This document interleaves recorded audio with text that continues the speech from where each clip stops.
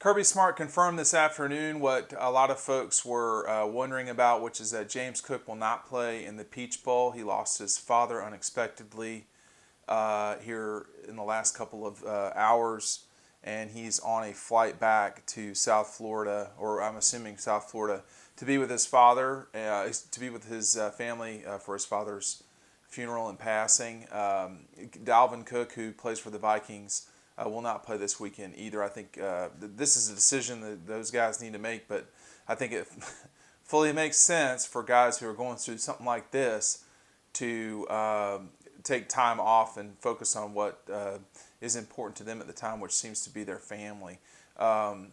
It's really crushing news for sure. James Cook is a kid that's very quiet. He's popular with his teammates. He's a 1-2 punch that folks see on the field.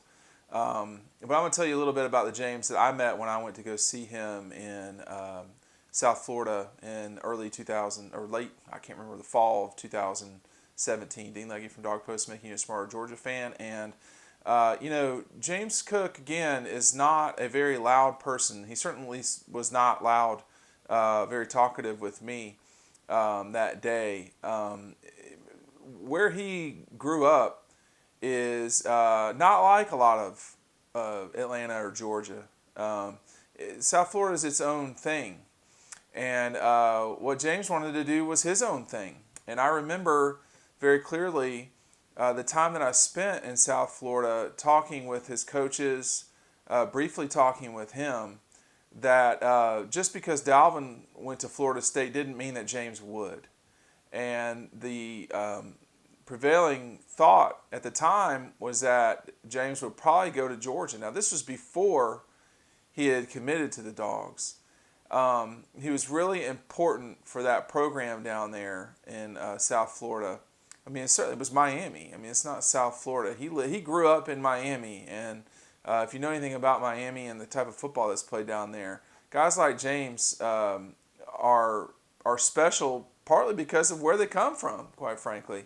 There's a lot of players down there, and it's just terrible news that you have a parent, a young man lose their parent when they're going through a season that has been complicated, but a decision too at the end of the season that has to be made for James, which is, do I leave early and go to the NFL the same way my brother did when he left Florida State? And I don't know the answer to that question. I think that I think James transfers to the NFL in a better way than a lot of running backs do. But I don't really know how you deal. I've not lost either of my parents. I can't speak with authority on what that feels like and what he's going through. But he does have a strong base of folks down there that he can lean on. That much I know. And when you were around the high school that I visited, it was clear how important sports were to him. He, was a football guy. He also ran track. And at Georgia, he's picked up where he left off in Miami, which is that he is a blazing playmaker for a very good program at Georgia. And I wonder what this is going to be like for him not being with people like Zamir that he knows very well. I just don't know. And it's disappointing news, to be sure. It's way more important than sports. And I don't know what this means for his future. I mean, I do think that he has the capability to be a game-changing playmaker in the NFL. I don't think it's out of the question at all for him to be something like what Alvin Kamara has been like for the Saints. But to have something this shocking happen, it will change him in a way, and it will. I don't really know where he'll go from here as far as all this is concerned.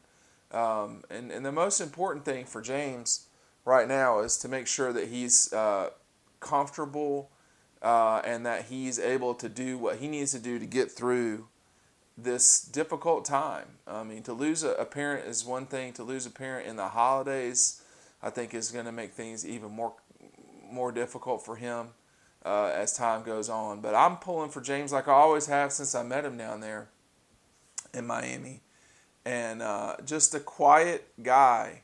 And we're thinking about you tonight, James, and moving forward. So that's all I've got for now. Make sure you're checking out our playlist. Say a prayer for James and his family, and we'll see you on the next video.